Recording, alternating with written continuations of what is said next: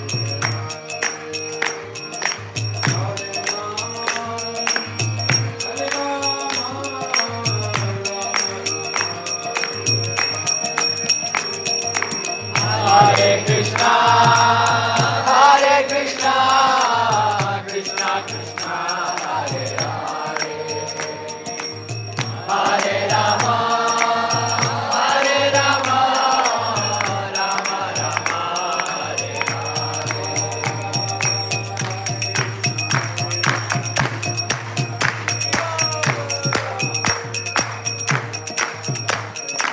Hare Krishna, Hare Krishna, Krishna Krishna, Hare Hare, Hare Rama, Hare Rama, Rama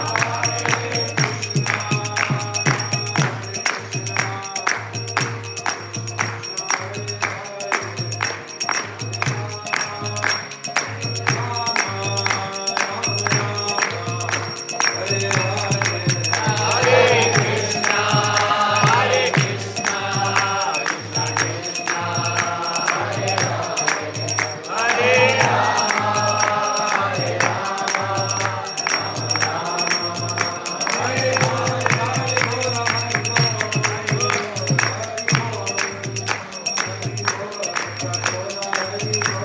Jai Gaura Hari Bol, Hari Bol, Hari Bol, Jai Gaura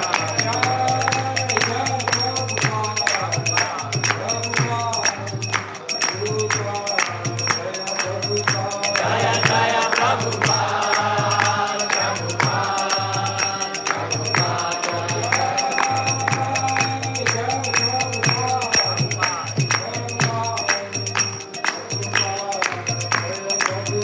Jaya Jaya Prabhupada, Prabhupada, Prabhupada. Jai Gaura Premanande. Hari Bol.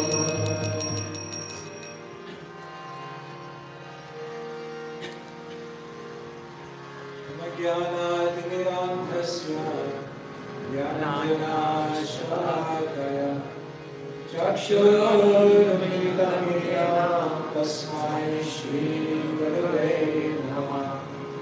Shri Chaitanya Manojishtam Sthapitam Yena Bhutale Swayam Bhagavan Dadati Swamadankam Vandeham Shri Guru Shri Yutam Shri Guru Vaishnavamscha Shri Ram Sagrajatam Saranam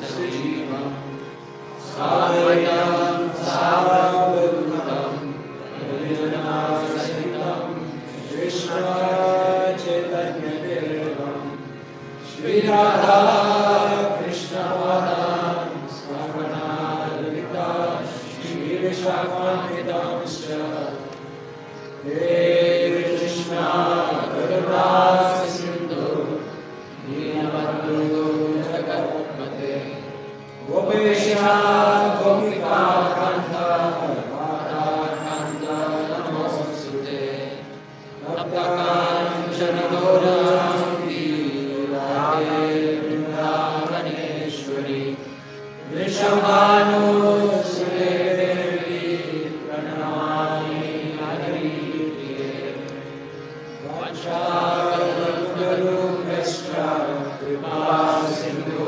Yarevacha Padhinanam Pavanebhyo Vaishnavebhyo Namo Namah. Shri Krishna Chaitanya Prabhu Nityananda Shri Advaita Gadadhara Srivasadi Bhaktivinoda Hare Krishna, Krishna Krishna, Hare Hare, Hare Rama, Rama Rama, Hare Hare. Srimad Bhagavatam ki Jai.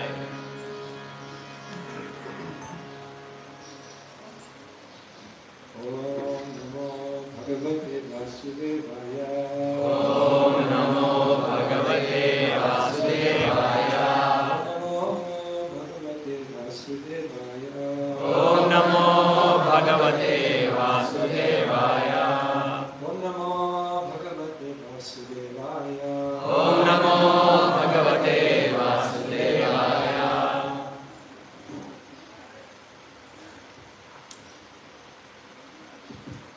Hare Krishna. So we are very happy to have His Holiness with us. Maharaj needs no introduction. We are very happy to welcome him as a sannyasi. Maharaj took to the renounced order of life in June last year, and he's sharing his message on social media platforms and is affecting an entire generation of newcomers. Beyond that, we know Maharaj's 2 decades of deep personal practice and devotion. So, for us, insiders, it's a natural outcome. For the world, Maharaj is now happy. We are so happy to see Maharaj sharing his beautiful words with the world. Maharaj, we are so happy to have you here in Gauradesh village. We heartily welcome you by loudly chanting.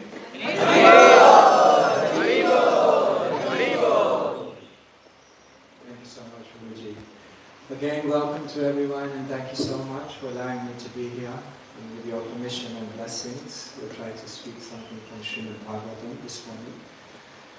So today we're discussing canto number 5, chapter number 14, entitled The Forest of Enjoyment. And today we're reading from text number 24. It's prose, so shall I just read myself? Okay. So I just read myself, and then we'll do word for word together.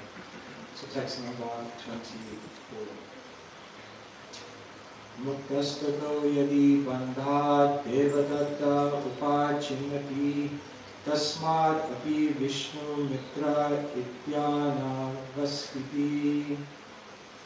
So if you can repeat after me. Mukta, liberated. Tata, from that. Yadi, if. Bandhat, from the government, imprisonment, or being beaten, by the protector of the woman. Devadatta, person named Devadatta. Upachinnati, takes the money from him. Tasmad, from the person named Devadatta. Again, Vishnu Mitra, person named Vishnu Mitra. Thus, Anavastiti, the riches do not stay in one place, but pass from one hand to another. Translation and purport by His Divine Grace, Shri Bhaktivedanta Swami Srila Prabhupada Ki Jai. Stealing or cheating another person out of his money. The conditioned soul somehow or other keeps it in his possession and escapes punishment. Then another man named Devadatta cheats him and takes the money away. Similarly, another man named Vishnu Mitra steals the money from Devadatta and takes it away. In any case, the money does not stay in one place. It passes from one hand to another. Ultimately, no one can enjoy the money, and it remains the property of the Supreme Personality of Godhead. Purport. Riches come from Lakshmi, the goddess of fortune, and the goddess of fortune is the property of Narayan, the Supreme Personality of Godhead. The goddess of fortune cannot stay anywhere but by the side of Narayan. Therefore, another of her names is Chanchala, restless. She cannot be peaceful unless she is in the company of her husband, Narayan. For example, Lakshmi was carried away by the materialistic Ravan. Ravan kidnapped Sita, the goddess of fortune belonging to Lord Ram. As a result, Ravan's entire family, opulence and kingdom was smashed, and Sita, the goddess of fortune, was recovered from his clutches and reunited with Lord Ram. Thus, all property, riches and wealth belong to Krishna, as stated in Bhagavad Gita 5:29. Bhoktaram yagyatapasham sarvaloka maheshwaram. Supreme Personality of Godhead is the true beneficiary of all sacrifices and austerities, and He is the supreme proprietor of all the planetary systems. Foolish materialistic people collect money and steal from other thieves. but they cannot keep it. In any case, it must be spent. One person cheats another, and another person cheats someone else. Therefore, the best way to possess Lakshmi is to keep her by the side of Narayan. This is the point of the Krishna consciousness movement. We worship Lakshmi, Radharani along with Narayan, Krishna. We collect money from various sources, but that money does not belong to anyone but Radha and Krishna, Lakshmi Narayan. If money is utilized in the service of Lakshmi Narayan, devotee automatically lives in an opulent way. However, if one wants to enjoy Lakshmi the way Ravan did, he will be vanquished by the laws of nature. And whatever few possessions he has will be taken away. Finally, death will take away everything. And death is the representative of Krishna. Srila Prabhupada ki Jai. So here today the Bhagavatam, Srila Prabhupada is giving us some financial advice. Lakshmi is always by the side of Krishna. And anyone who tries to enjoy Lakshmi separate from Krishna will be frustrated. One time a devotee was driving in a car, and devotees, as we know, they listen to lectures of Srila Prabhupada while driving. Anyway, he parked up the car and turned the car off without switching the radio off. He went to do his shopping, and then a thief came. So the thief broke into the car, and somehow or other he was messing around, trying to hotwire the car. Finally he was successful. He hotwired the car, the engine began. And as soon as the engine began, the radio came on. And Srila Prabhupada's voice came on, and the first thing Srila Prabhupada said was, "Everyone in this world is a thief."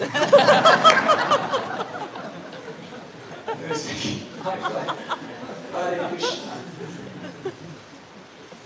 And then Prabhupada said, because everyone is stealing from Krishna. Bhoktaram yavyatapasham sarvaloka maheshwaram. Anyway, he became a devotee. Causeless mercy. What can we say? Yes, everyone is a thief.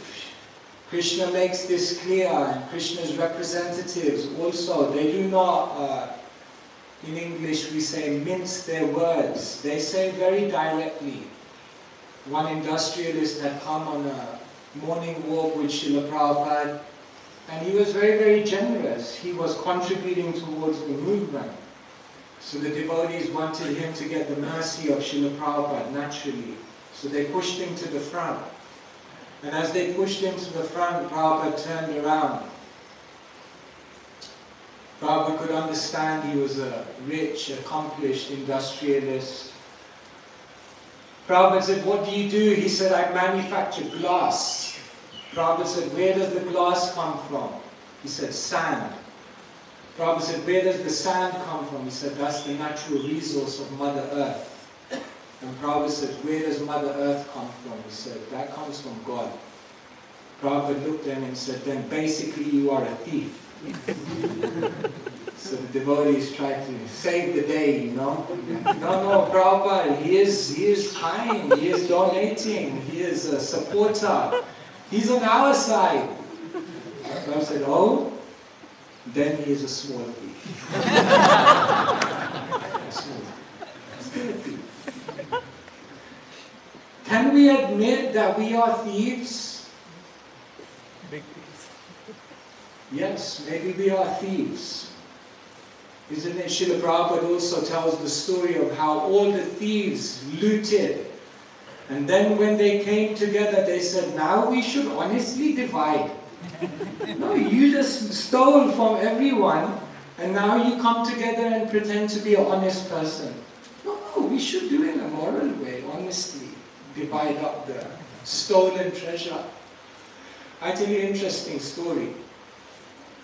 Rupa Goswami, we know that he wanted to run away and join Mahaprabhu, isn't it?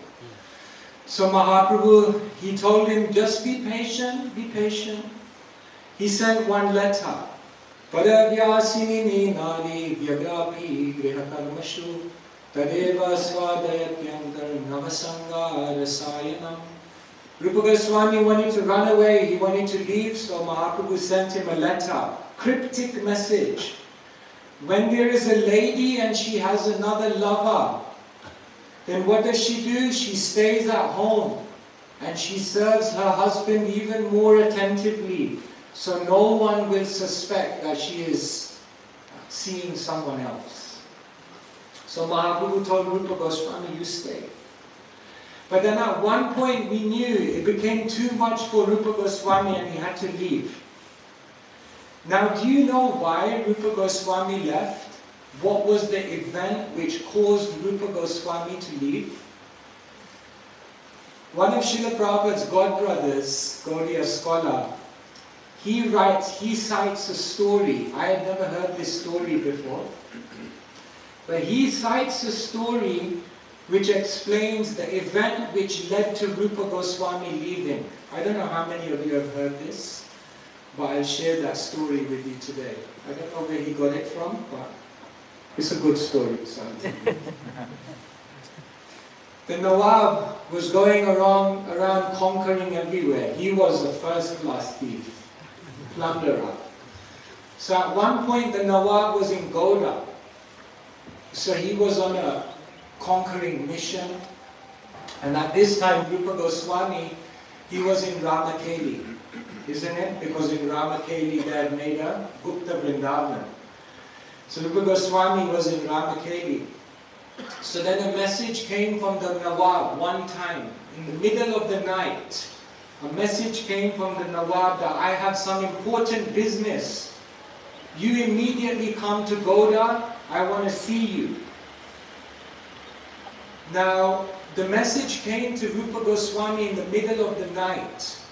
And on this particular night, it was raining like anything. Not rain like this. This is small. It was raining like anything. But the message had come from the Nawab calling Rupa Goswami. So Rupa Goswami said, the Nawab has called me, so I should go. So he ordered a palanquin, and the palanquin came. And there in the middle of this huge storm, Rupa Goswami started making his way to Gouda. As he made his way to Gouda, the storm was getting more and more intense. The palanquin carrier was thinking, maybe we should go back. He said, no, no, continue on. And then something happened. They went through a village. And as they were going through this village in the middle of this storm, Rupa Goswami, he overheard one husband and wife. And the husband said to the wife, who is moving around at this time in the middle of the night when there is such a big storm? Who in their right mind would be moving from one place to another in this situation? Not even the owls or the jackals are out. And you know what the wife said? It can only be one of three things. Either it's a slave, either it's a thief, or either it's a dog. There's only three options here. No one else would be moving through at this time in the night in these kind of conditions. Rupa Goswami heard. A slave, a thief, a dog. At that moment, Rupa Goswami in his infinite humility said, I am that slave. I am that thief. I am the dog. I'm a slave because I've given up all my free will and I'm just working under the Nawab. I'm a thief because Krishna gave me this body as a gift and now I'm using it in the service of some materialistic ruler. And I'm a dog because I've become completely dependent on someone else. And in that moment, Rupa Goswami decided enough is enough.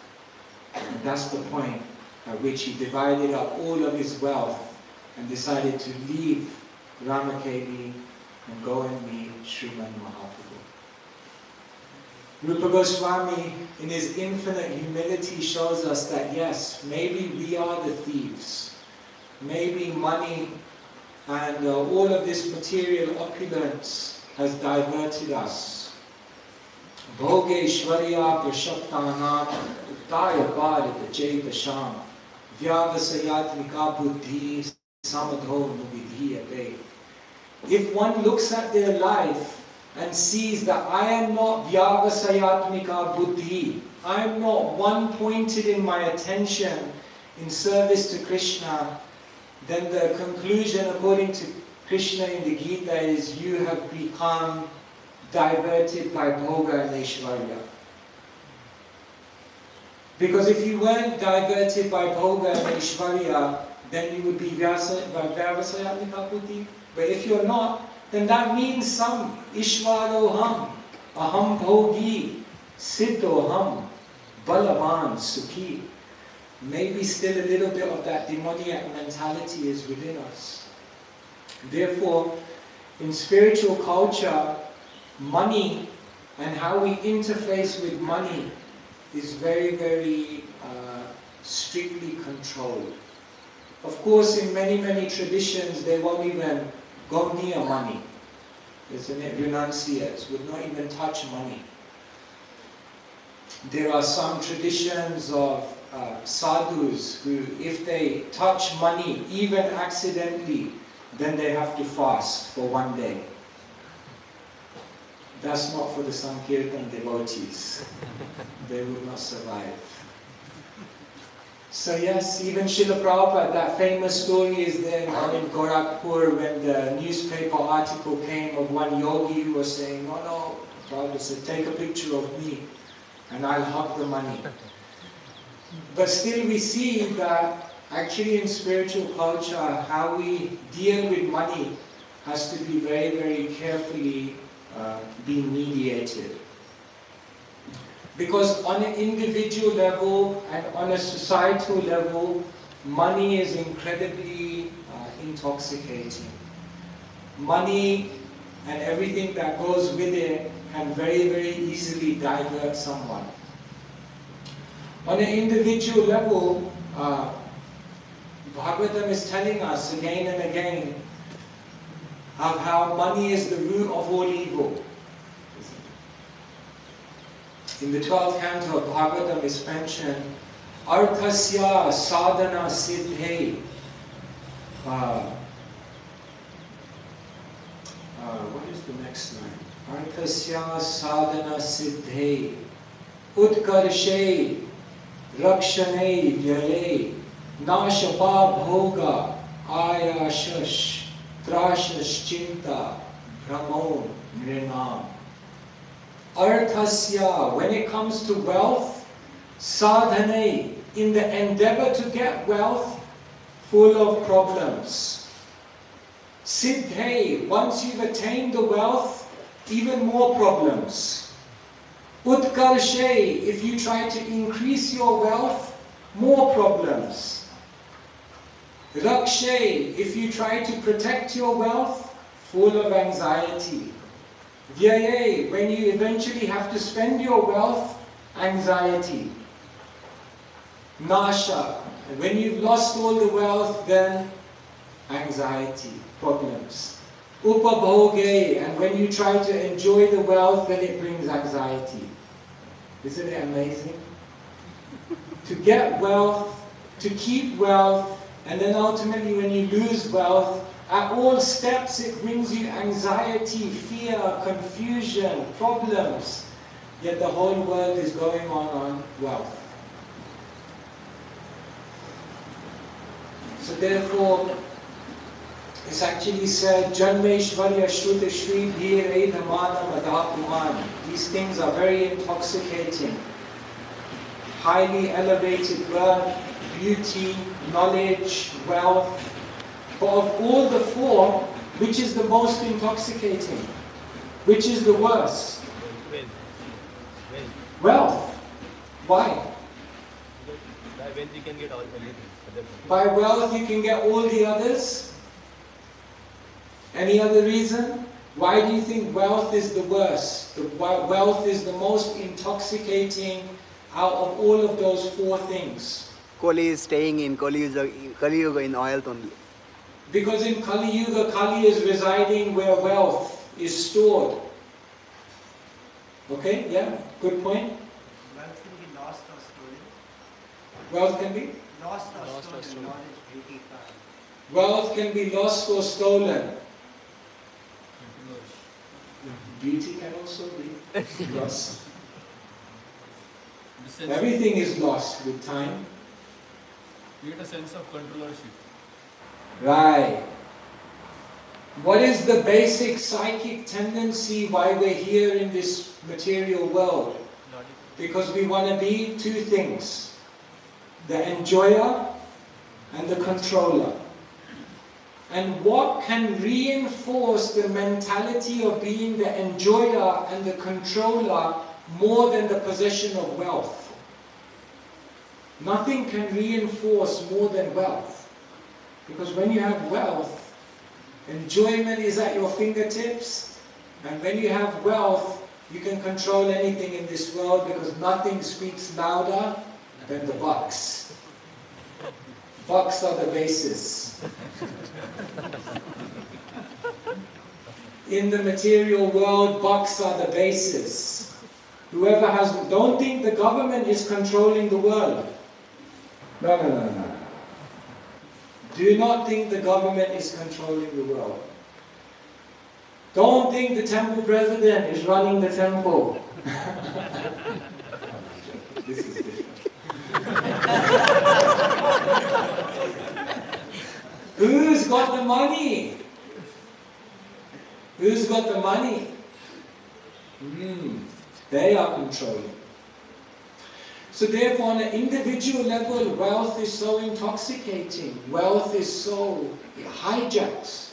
In the 11th canto of Bhagavatam, it says, sense objects enter the mind, and the mind enters into sense objects. Of all sense objects, money is the object in which perhaps the mind is investing itself the most. And therefore, when someone has much wealth, when they lock away all of that wealth, they lock away their mind there also. They may be in some other place, but their mind is always with their wealth, because the mind enters into the sense object. So on an individual level, it's very, very intoxicating. And then on a societal level, wealth is destroying everything. They say because of wealth, doctors have destroyed health. Because the medical industry is just about money now. Because of wealth, lawyers have destroyed justice. Now the people don't get justice. The one who has money gets justice. Because of wealth, the media has destroyed information. The media don't tell you the truth. The media tell you what sells. Because of wealth, universities have destroyed education. They don't care about educating people. They're just looking at what's the most lucrative way to make more money. So therefore, wealth in the society has destroyed everything. It's so illusory. I was reading some time ago actually.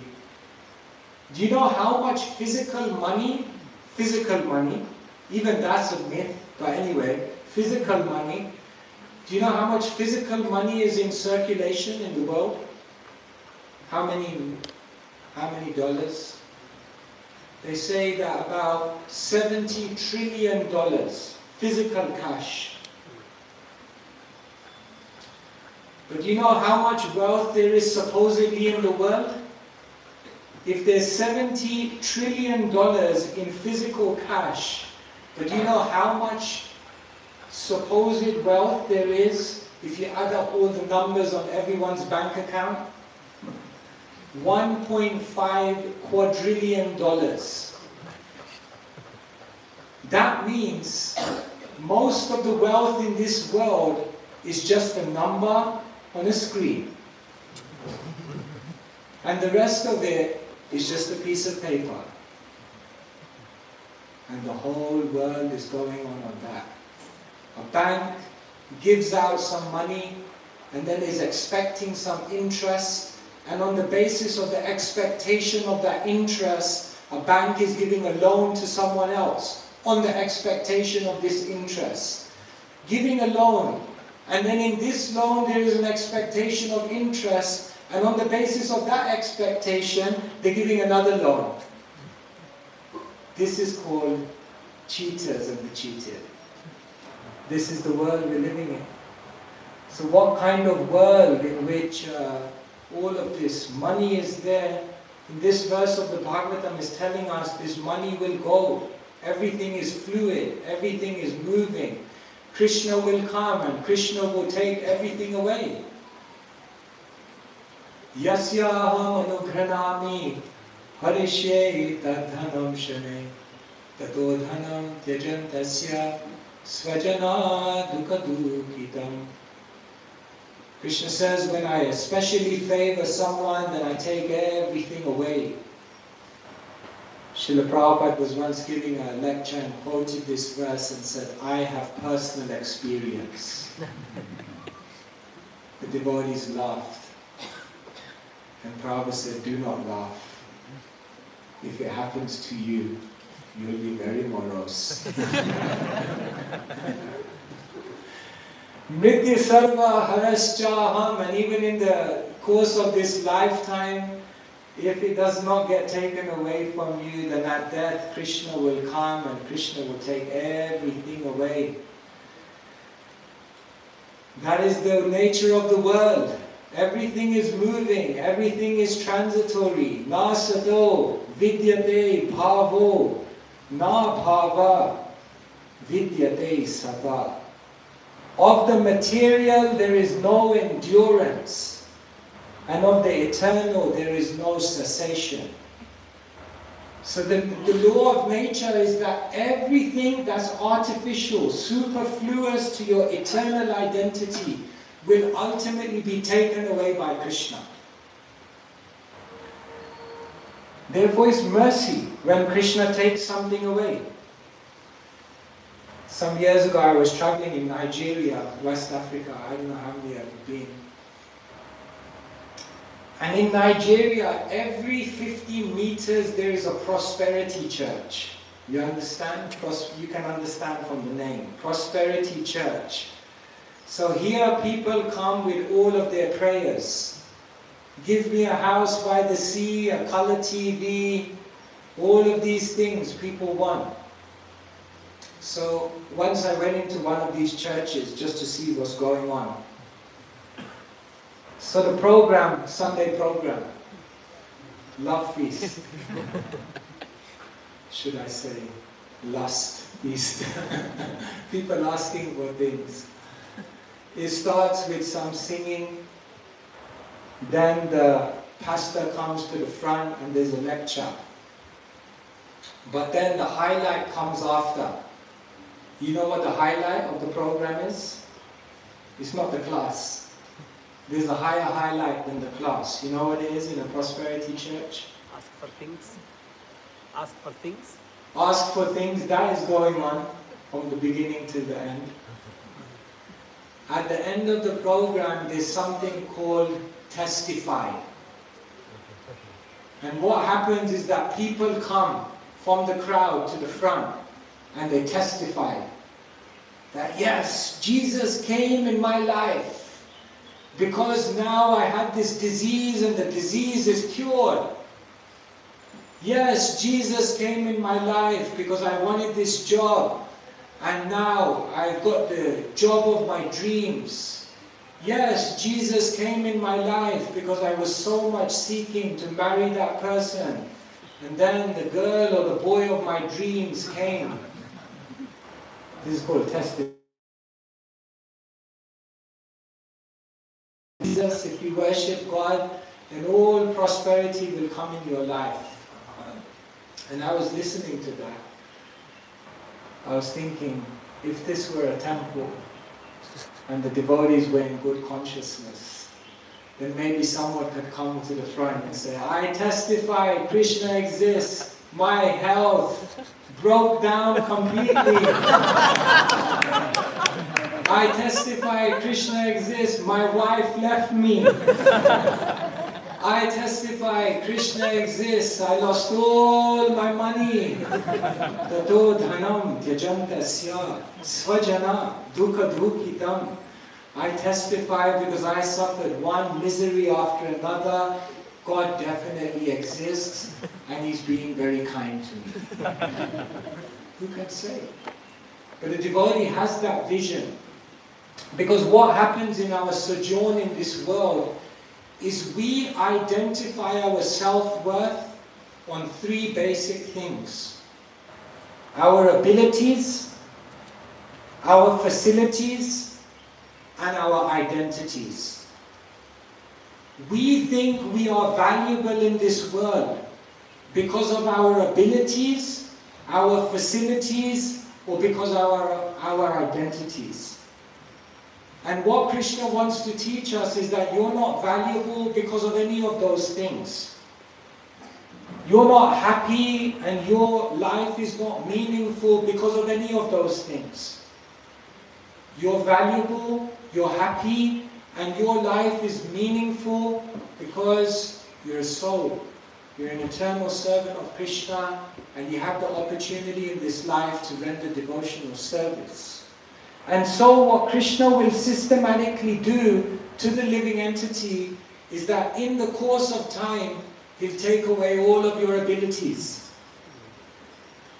He'll take away all of your facilities, including wealth. And Krishna in the course of time will take away all of your identities, all of the positions, all of the letters behind your name, everything you will be stripped of. This is called destructive enlightenment. Are you ready? Destructive enlightenment. Enlightenment doesn't mean when there is nothing more to add. Enlightenment means when there is nothing more artificial that needs to be taken away.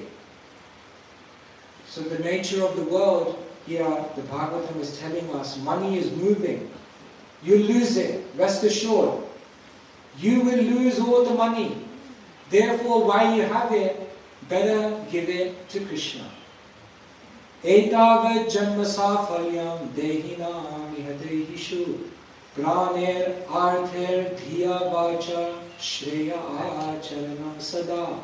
If you want to make janma safalyam, if you want to make your life successful, praner, give your life, arther, give your money, dhiya, give your intelligence, vacha, give your words, shreya acharanam sada, dedicate all of those things to a place, to a person, to a cause that will give you shreyas, ultimate benefit. Then you are wise. So yes, one should give charity, one should, this is the duty of those who have wealth. Of course, brahmacharis don't have much wealth. Not supposed to. Sannyasis, not supposed to. Vanaprasthis, leaving it all behind. But grihastas have. Therefore he said grihastas must give charity.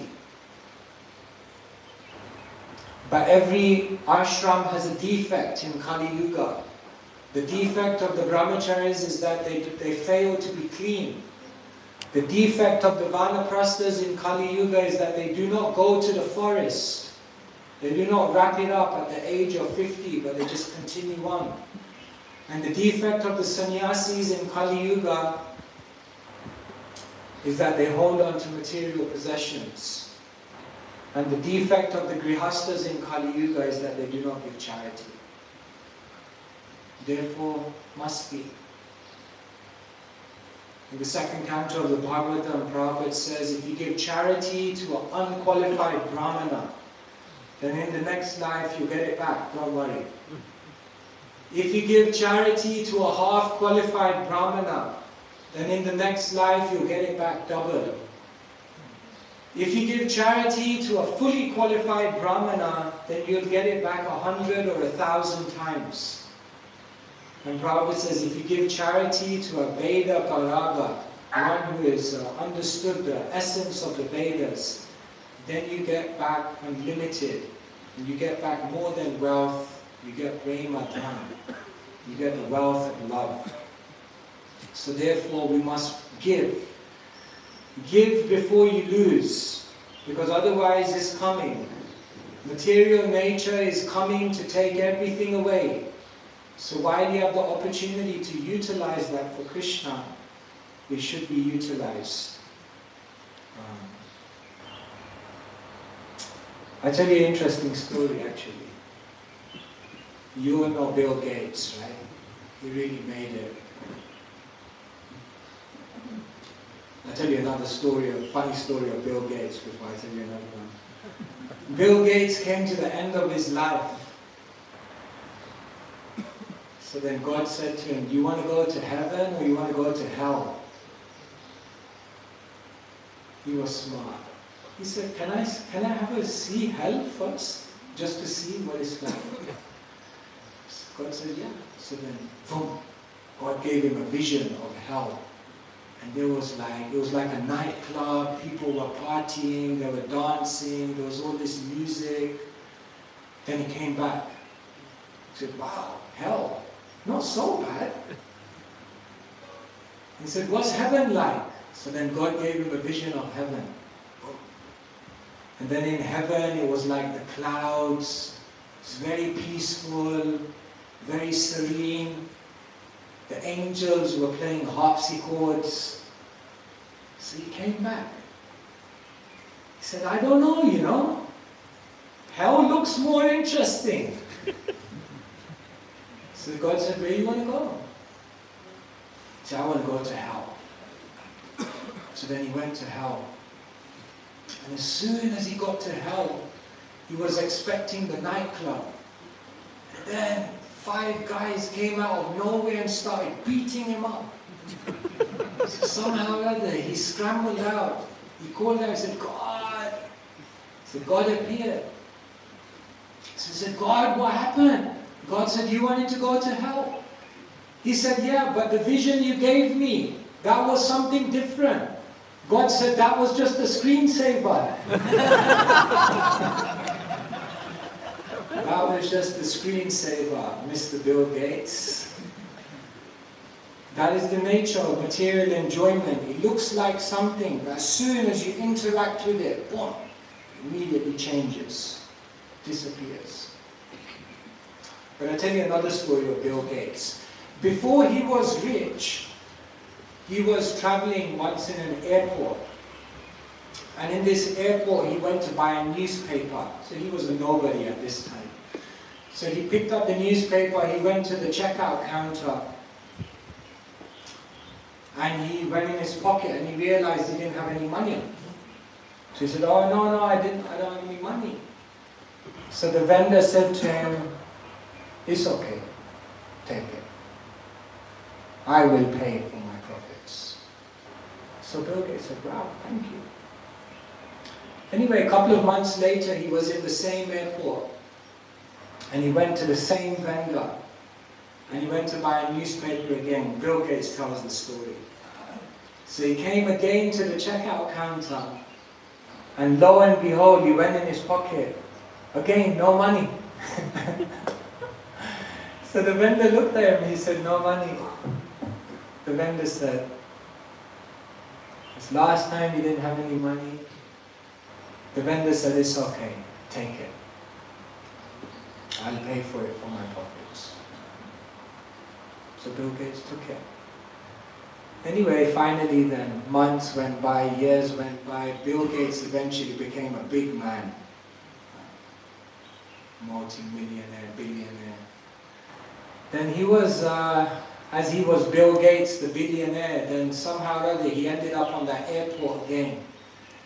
And as he was sitting there on the airport, he remembered, oh yeah, there was that newspaper vendor. He gave me a free paper. I should go back and I should give something to him. After all, I am Bill Gates now. So he went back to the vendor, and the vendor recognized him. And so Bill Gates went to him, and Bill Gates said that all those years ago, you gave me that newspaper, you paid for me, you were so kind, you were so generous. So now I should give back something to you. And you know what the vendor said to him? He said, you'll never be able to repay me. Bill Gates said, why? He said, I can give you so much more. He said, you see the difference between me and you is that you waited till you got rich before being charitable. But me, I did not wait. I was just charitable, and I trusted that with that charitable spirit, everything I need will come to me. He said, that's the difference between me and you. If you ever find someone who can be charitable without waiting to become wealthy, that person will ultimately become the most wealthy, because it is in giving that we actually receive. And so here, this chapter is called the Forest of Enjoyment. It's a real brahmachari chapter. This is one of the favorites of the brahmacharis. That if you try to interact with the world in an enjoying spirit, in an exploitative mentality, then everything will backfire. You see, in the Bhagavatam, the material body, in the 5th canto, the material body is described kleshada, isn't it? Ashanapi kleshada ashadeha. Kleshada literally means that which gives you misery. But in the 7th canto of the Bhagavatam, the material body is called arthada. Kaumara acharet pragyo dharman bhagavatani ha.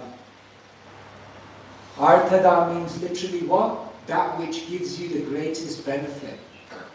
So what is the material body? Is it that which gives you misery, or that which gives you the greatest benefit? Both. Depends on how you use it. If you try to exploit the body and enjoy the body, then it will be kleshada. But if you use the body in service, then it will be arthada. The material world is rubber stamped by Krishna in the Gita. Mam upetya punarjanma dukhalaya mashashvatam. But the same material world is described by Prabodhananda Saraswati, who says, Vishvam Purna Sukhayate. The Gita says the world is a miserable place. And Prabodhananda Saraswati says, everywhere I look in the material world, I see only happiness. Which one is it? Depends on how you interact with the world. If you try to enjoy it, if you try to exploit it, dukhalaya mashashvatam. But if you use it as an opportunity to serve, if you see the whole world as an altar with paraphernalia to offer to Krishna, then Vishvam Purna Sukhayate. Everywhere you look, you will see happiness. Family life is described by the Bhagavatam. Hitvatmapatam griham andakupam. It's a deep, dark well in which nobody will hear your cries. But then what does the Bhagavatam say in the 3rd canto? Griheshvari satam chakri kumsham kushala karmana madvardaya tayamanam nabhandaya grihamataha. The griha is a place in which you can do kushala karma. You can do very, very beautiful activities by which na bandhaya, there will be no entanglement. The family life is like a fort which protects one. So which one is it? Is family life a deep dark well, or is it a fort that protects you? Depends. If you try to enjoy it and exploit it, then it will be the deep dark well. But if you use it for service, na bandhaya grihamataha, then there's no entanglement. And similarly here, the material world is known as the forest of enjoyment. But it will be the forest of enjoyment that will lead to unlimited suffering if you try to enjoy in a selfish, materialistic way by exploiting the resources of material nature. But if you interact with the world in a mood of service, then it will be a forest of spiritual enjoyment. Isn't Vrindavan a forest of enjoyment? Yes. So, if we live in the world, in the Vrindavan spirit, keeping Krishna in the center, utilizing everything for him, then it will also be a forest of enjoyment. But not a forest of enjoyment that leads to unlimited suffering that is described here in the 5th canto of Bhagavatam, but a forest of enjoyment that will lead to unlimited, beautiful rasa, transcendental relish. Hare Krishna, Krishna Krishna, Hare Hare, Hare Rama, Rama Hare Hare. So these are some thoughts on this verse in which we're hearing about this allegory. And here specifically today, Srila Prabhupada reminding us that money is obtained by cheating, stealing, moving from one hand to another. It will not stay with you. It can only stay when used with Krishna for Krishna's service, and therefore one should employ it and use it in that way. Hare Krishna. So if there are any comments, questions, or anyone would like to clarify anything,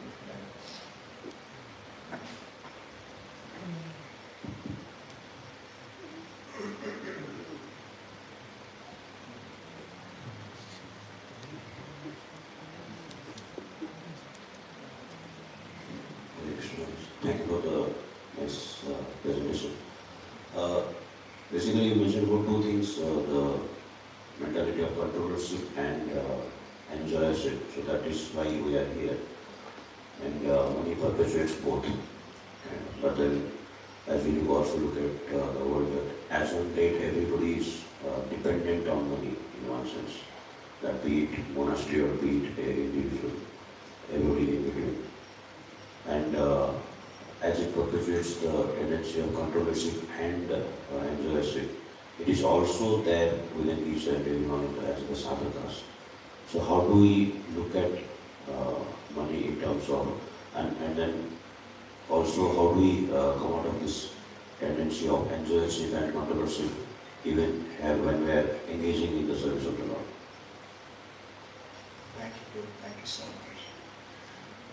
Money increases the mentality of enjoyership and controllership if we utilize it in that way. It's not simply that by having money that one will naturally, that mentality will develop. The idea is that when we utilize that money in material things, then it reinforces that mentality. But that same money, when used, utilized, therefore Srila Prabhupada would tell the devotees, when you have money, don't store it, just use it. Because when you store it, there will be a tendency after some time to use it in a material way. Rather, when you get money, utilize it for Krishna's service. And if you do that, then it's not that money and that exchange of money through your hands in any way will increase the spirit of enjoyership and controllership. Rather, it will do the opposite. It will develop a sense of detachment and dedication and sacrifice for Krishna. And so it's not that by default, just by possessing money, one is going to, these mentalities are going to take over, but it's when we misuse the money. That's what reinforces that mentality. So the idea is, therefore, Bhaktisiddhanta Saraswati Thakur, he would always ensure that, whenever money was coming, like the devotees wouldn't have too much. As soon as they would have something, then he would ensure that it be spent, and he'd create responsibilities for them so that as soon as money would come, they'd have to spend it for something. So as long as we are just attentive in this way, but as soon as we start utilizing it a little bit for purposes other than service, then we will see that that mentality starts creeping in more and more and more. So therefore, yes, one must be honest and one must utilize appropriately. And that is why giving charity is such a lifesaver, actually. That when one is able to give charity, actually by that facility and opportunity to give charity, Krishna is saving that living entity from unlimited suffering. Oftentimes when we're giving charity, we think we're doing the temple a favor, or we're doing Krishna a favor, or we're doing the movement a favor. But actually the opportunity to give charity means that Krishna is doing the greatest favor to us.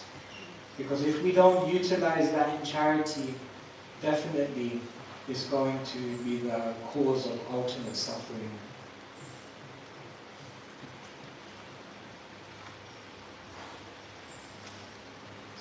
Anyone else?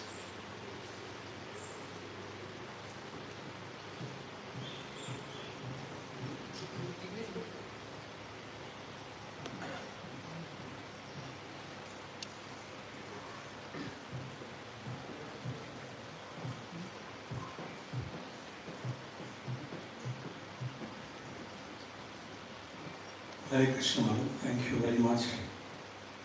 It's a very wonderful class, especially the miseries of family life. So my question is, even in India we are catching up with this, that we don't want to take responsibility but just live. Don't get married because marrying means divorce and all.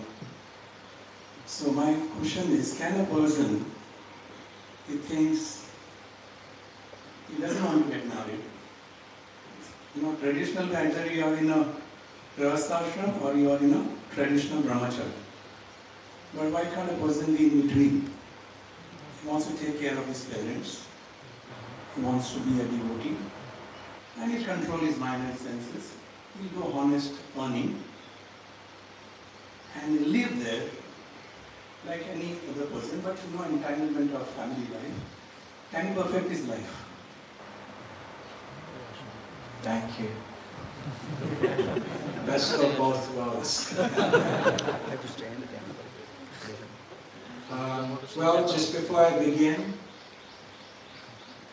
miseries of family life, I was trying to be balanced. So I also quoted the verse, Na bandaya griha, that family life is also a beautiful thing, it's a fort. There's no entanglement, it can be a great facility for service. So it's not that family life has to be miserable. Family life can also be beautiful in so many ways. Mahaprabhu told Nityananda and Haridas, Prati Khare Khare Giya, Madhye Bhiksha, Golo Krishna, Bhaja Krishna, Golo Krishna Shiksha. Tell them to turn their homes into temples by doing these things, chanting Krishna's names and so on. But what about if someone doesn't want to enter family life and doesn't want to enter the ashram either? Can they live in the halfway house and perfect their life?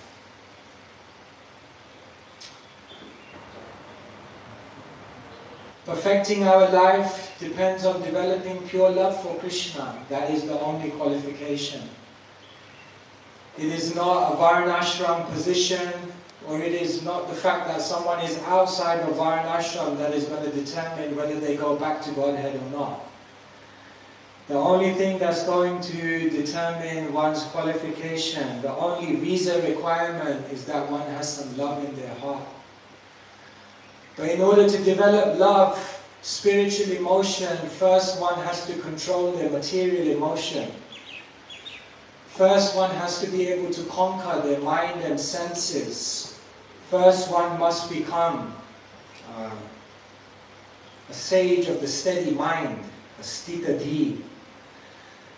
And therefore varnashram is prescribed as an opportunity, as a shelter, ashraya. Ashram comes from the ashraya, which means shelter. And therefore when one accepts an ashram position, be it brahmachari or be it grihastha, then there is shelter, there is regulation. Then there is an opportunity to control the mind and senses through regulations given in Shastra. And through that regulation, one is then able to bring their material emotions under control. And then, being such a controlled person, one then opens up the opportunity to develop some bhav, to develop some love for Krishna. So does one have to be either a brahmachari or grihastha? Highly recommended, because there you will find shelter, there you will find a suitable situation by which you can develop higher states of consciousness. But maybe there is someone, maybe there are exceptions to the rules. We can't also put it in a box. Maybe there are some unique individuals who may not be part of any of those ashrams but still develop very, very deep Krishna consciousness. In this world, anything's possible. But generally it's not recommended, it's not a prescribed path. It's not something which is encouraged. But having said that, if someone is in some unique situation, and as you said, they do their sadhana, they perform whatever duties they have, even they may not be in one of those ashrams, they may achieve very high levels of Krishna consciousness. Possible. Anything's possible. But if we are about to embark on our journey, then we will try to get all the protection and all the help we can. And that comes by accepting a varnashram position. Varnashram is like scaffolding. Understand scaffolding, no? So when you're trying to build a building, then first you put the scaffolding up, because it supports the structure. And then when the structure is firm, even if the scaffolding is dismantled, no problem. But until the structure is firm, the scaffolding is helping to keep everything in place. And therefore varnashram is recommended. Why not take the help? Because in Kali Yuga we are weak. We need all the help we can get. We need all the protection possible. Kaviraj Goswami says, Durgame pati main hasya skalat pada gater muhu. My path is very difficult and I'm slipping again and again. So we need the support. So yes, therefore Srila Prabhupada said, varnashram is also essential. Is that okay?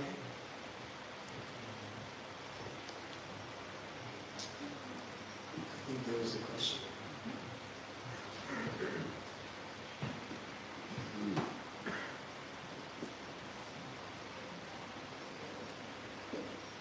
Dhanavad Pranam Maharaj, my obeisance to you. Nowadays I can see a very common issue between the youth, that I can see a girl, a boy from a family. They say I am getting devotional calling, but my family are not devotee. But how they will, you are a youth icon, everyone is following the media, social media like you and other monks. They are getting inspiration from the social media, watching the videos and YouTube videos, but they are not getting the same support from the family as they were practicing the devotional. But it is not also possible everyone to move to the ashram and practicing. So what is the tips how they will practice to manage, because they have a family responsibility also, they have a social liabilities also. So how to balance everything to stay in a family like a non-devoted family to practice their individual devotional practice. Yes. Thank you. Yeah, it is when the young person in the family comes to Krishna consciousness, it is a shocking situation for the family. I have personal experience. So naturally the parents are going to be a little bit worried. That is natural, because they feel then their child will become a Hare Krishna, then no more ambition, no more drive, God forbid, no more onions and garlic. How you will live, how you will survive, how you will be with us in the family, how we will be able to relate. Maybe we'll lose you, maybe you'll run away to Vrindavan. So naturally so many thoughts are going through the mind. Therefore, anyone who's coming to Krishna consciousness, first thing is you have to just give your family some time. That means every disagreement doesn't have to be an argument. So just be patient for some time. Usually most parents, after some time, when they see that you're still a normal functioning human being, then generally they come around. What often happens in the case of most families is that kids are generally very good, they're honest, they're disciplined, they never speak back to their parents, and then when they become a devotee, then they become dishonest. They speak back to their parents for a higher spiritual cause, of course. But from their point of view, they can't register. So the first thing is just give time. Be patient. Usually with time, most things work out. Second thing is, Mahaprabhu told Rupa Goswami, internalize your Krishna consciousness. So therefore the second thing is, when someone is facing obstacles in their family or some external situation, instead of seeing it as a limitation, they should see that this is a greater opportunity for me to internalize my Krishna consciousness. When I wanted to join the ashram, then it was a big difficulty.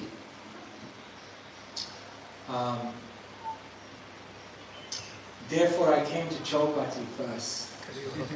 I had to put a few thousand miles in between myself and the intensity of what was going on back in London. Later on, when I look back, I realized that the opposition I faced when I had to join the ashram actually made me stronger. Because it made me deeply ask myself, why am I doing this? What is the reason? Should I do this? Maybe I shouldn't do this. All of the opposition that people gave me made me deepen my why. And therefore, later on, after some years ago, someone said, who was the biggest support for you to join the ashram? I said, my parents. The ones who are supposedly the biggest opposition. Because their opposition was also Krishna's arrangement for me to internalize my conviction in a deeper way. So if someone has some difficulties they should see, yes. Ahaituki, apratihata. Devotional service can never be interrupted. Therefore, internalize it and continue on internally. And then the third thing is, just try to be kind. Just try to be understanding. Just try to show your family how becoming a devotee is making you a better person. And then after some time, your parents will realize there could be worse things than you do. So like this, it takes time. And yes, not everyone has to join the ashram. When Chaitanya Mahaprabhu went to South India and he went to Kurma Stan and the Kurma Brahmana wanted to leave with him, and Mahaprabhu didn't rub his hands, yes, another sannyasi. No. Jarideka, Darikaha, Krishna Upadesh, Karuna, Badiver, Vishaya, Domarasa. You know, if you follow these, then the waves of materialistic life will not affect you. Is that okay? Yes, thank you so much, Maharaj. One last question. One more common thing we can find in the youth is a mental illness, like anxiety and so many depression due to all this cause. The last tips for this, how to overcome and manage the mental wellness. How to manage mental health in today's day and age? With great difficulty. Not so easy. Thus, the mind has become the biggest talking point of 21st century medicine. It's the biggest problem. First point is try to live a natural lifestyle. The more unnatural lifestyle you live, the more mental problems you will have.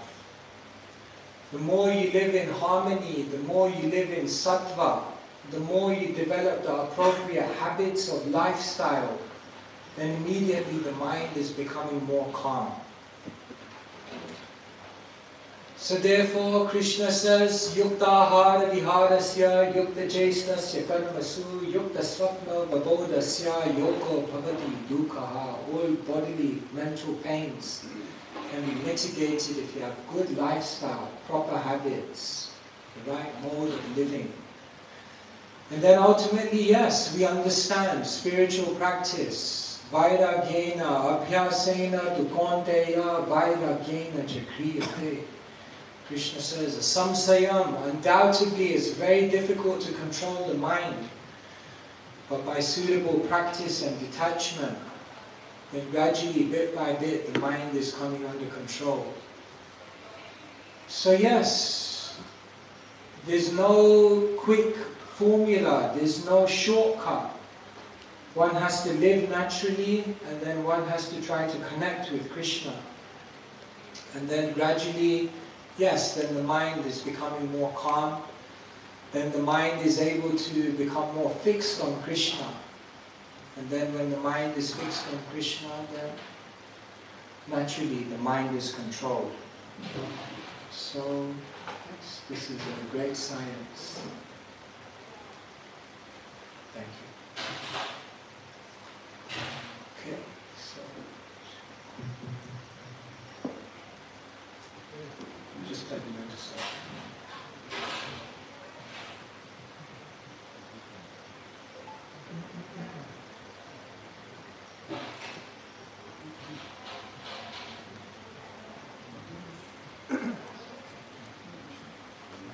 Hare Krishna. Thank you, Maharaj, for the nice class. You said that three things, ability, facility and identity, these are not concerned with our happiness. Happiness derives from only serving Krishna. So for preaching, we need all these three things also. But how to use all these three things but not entangled? Not become entangled. Yes, we are utilizing so many things. Therefore, Bhagavan is giving the formula anashaktasya vishayan yatharham upayujyata nirbande Krishna sambande yuktam vairagya muchyate. Again, everything you have to know the Hari Sambandha. You have to know how to utilize it for Krishna. You said we need these things for preaching. Actually, we don't need them for preaching. The only thing you need for preaching is love. That's all you need.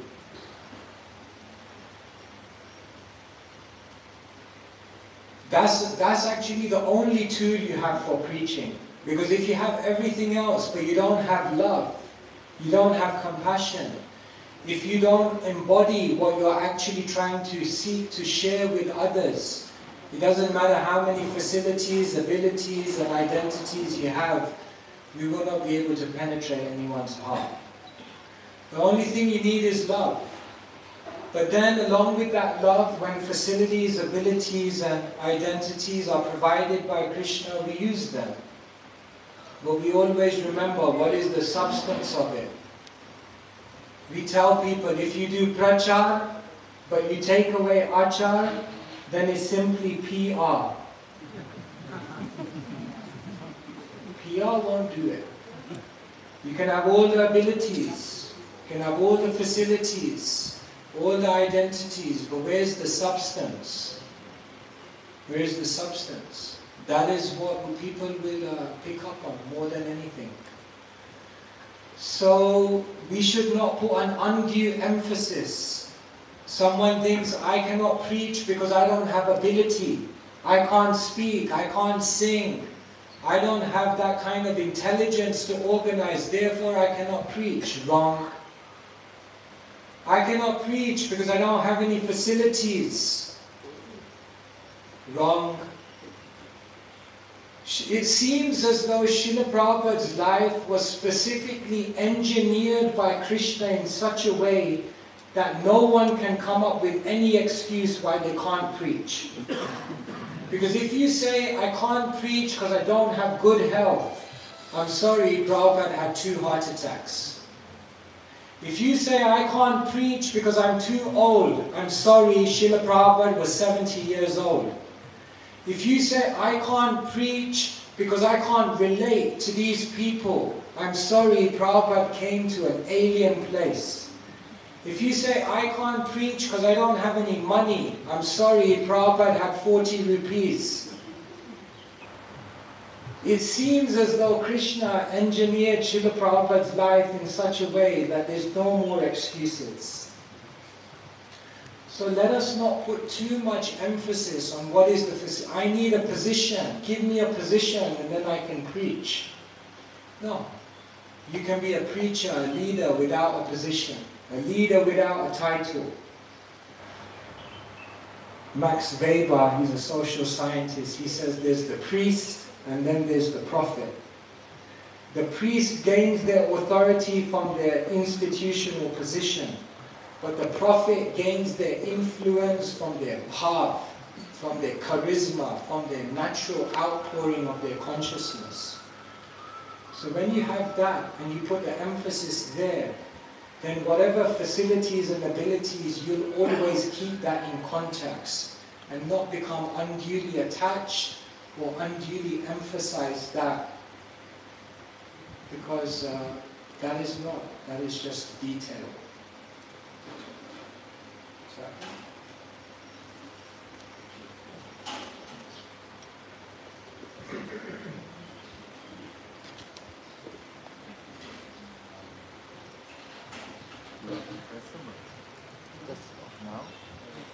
Do you? Okay. Thank you for telling us about these prosperity churches. And I hope you're not inspired to visit them. You can also go.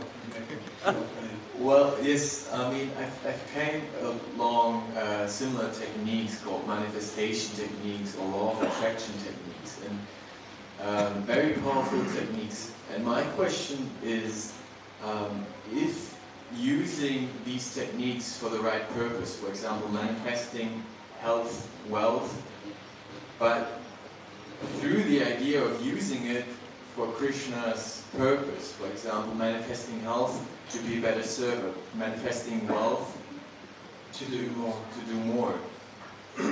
Is that appropriate? Yes.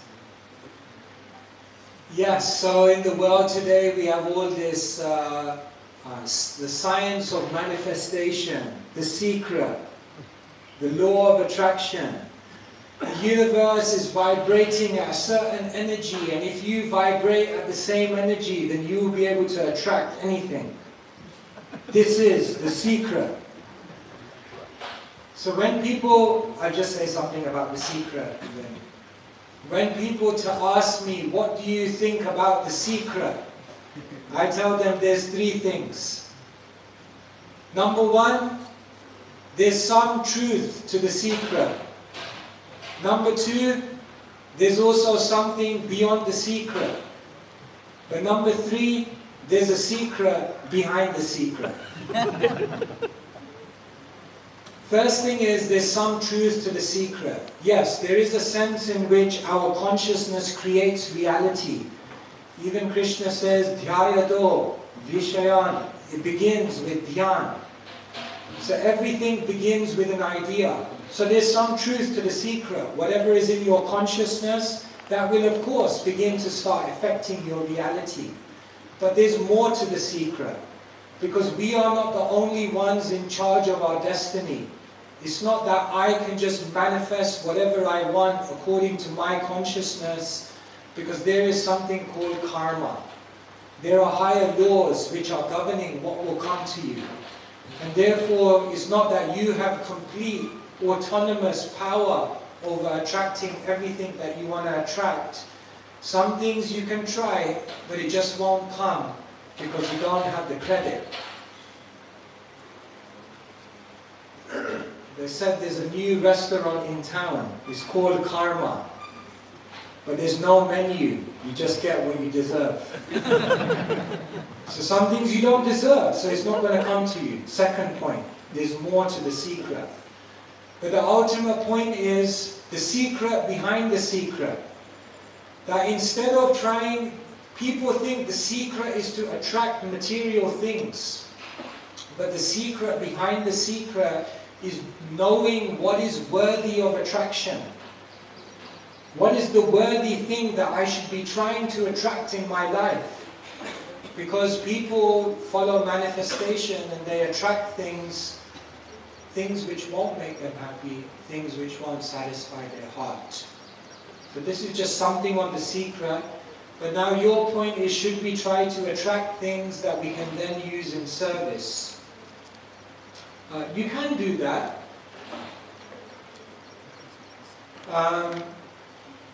And then one must just be mindful that when they do come, that one then utilizes it for service. Just with that caveat. Otherwise, one can also just go in front of Krishna as an instrument of service and wait for Krishna to make the arrangements for that person to then serve in the best way they can. So yes, sometimes we may make arrangements, we may try to improve our abilities, we may try to create some kind of material facility so we can do more service. So yeah, there is something to be said for that. But ultimately, it must come from a space of love, a space of genuine compassion and desire to help. And where that is present, then everything else that's required will automatically come about.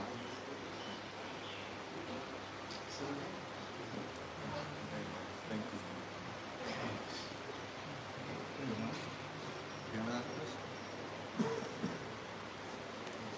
So I think we'll finish there. Thank you so much for your kind attention and for allowing me to share some words with you. Bhagavan ki jai, Prabhupada ki jai.